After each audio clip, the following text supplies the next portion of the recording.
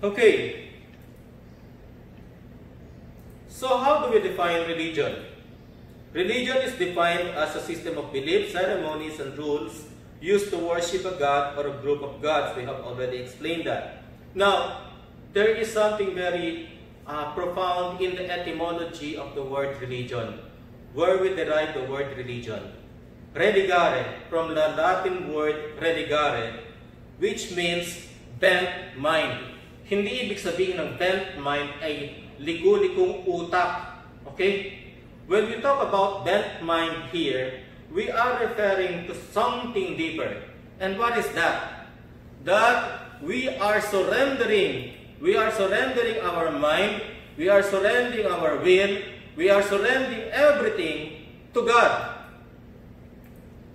As an example, I would like to point Abraham. Abraham was already very old, together with Sarah, when he had a son named Isaac.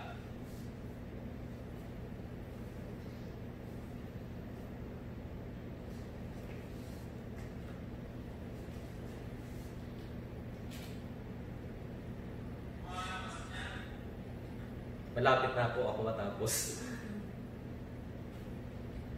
Masyado po mahaba, sir, for first episode. Yun po yung binibigay na. Magtatanggal po tayo ng marami.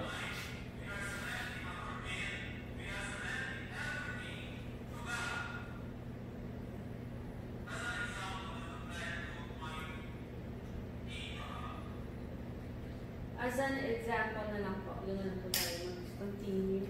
Okay po.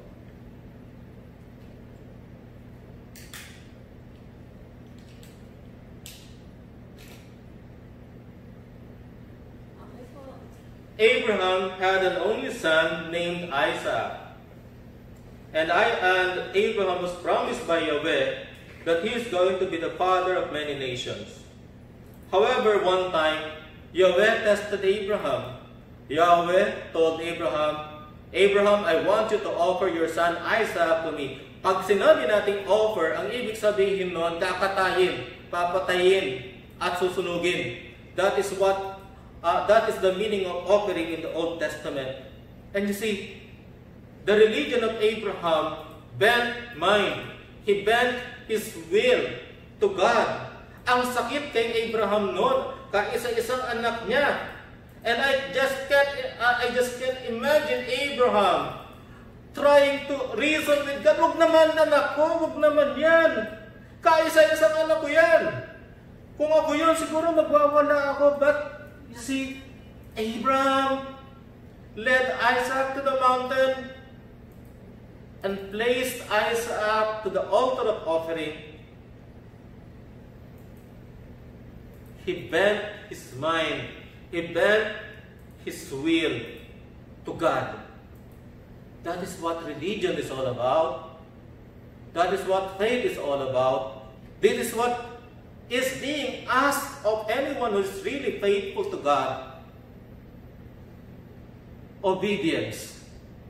Sometimes what God is asking us may seem really out of place, may seem to be irrational. Then you see, there are things that we may fail to understand right now, but then in the end, later on, we get to be able to understand the bigger meaning of all things in the bigger scheme of things.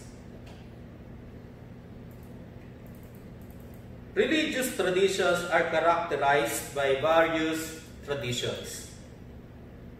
There is what we call monism. Monism is actually, it may not be a religion, but a philosophical idea that God and all the things that we see are of one substance, and every diversities that we get to be able to see around us are simply modes and manifestations of this one substance. Okay, that is monism. Then we have polytheism. Simply put, polytheism is actually believing in different gods or group of gods, like the gods in the Mount of Olympus, So, ang dami-dami mga Diyos doon. So, I want you to look and read on Roman and Greek mythologies, the Egyptian gods, etc., etc.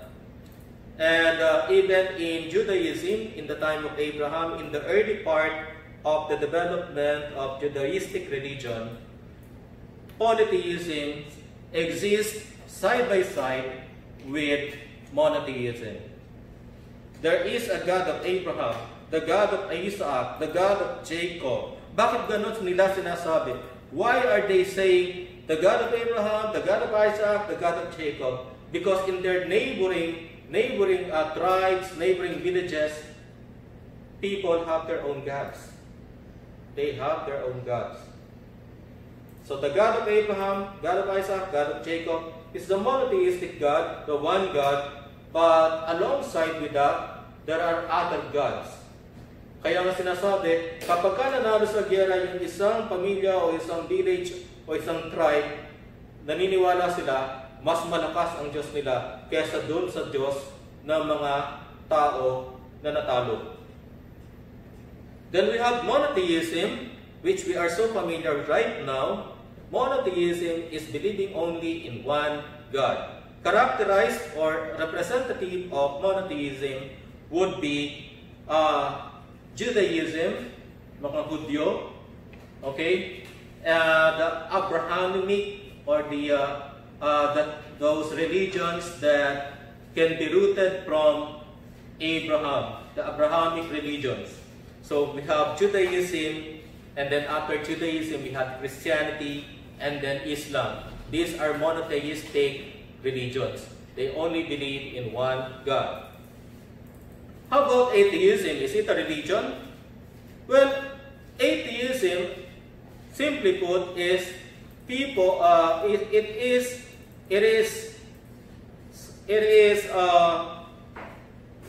an idea that there is no God at all. But as a belief system that there is no God, they are actually following some kind of actions that in not believing God, there are certain tenets, there are certain actions in their religion. Okay? And by the way, there are also religions out there who are actually atheists. Can you name some? I'm going to give 2 minutes, and then later on, when I turn to the next page, let's see if you have named those religions that are actually atheists. Religions that are atheists. Religions that do not have gods. 2 minutes passed. If you answered Buddhism, Confucianism, Taoism, Hinduism, then you may be right.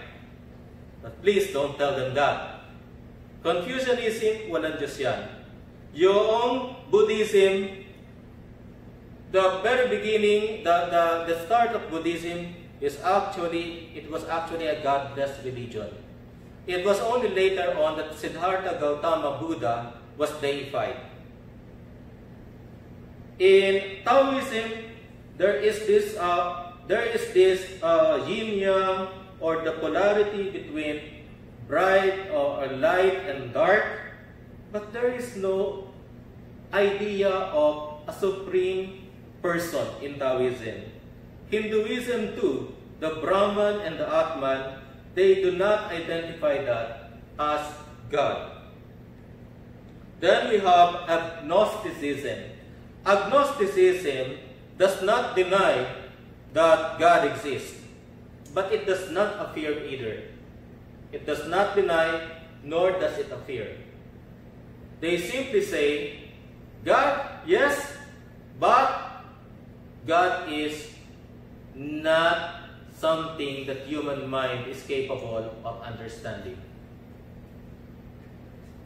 Next up, and I hope you're going to be excited with this, we are going to discuss the spread of various religious traditions across the globe. Have a nice day, everyone. Okay po. Yay! Tapos na!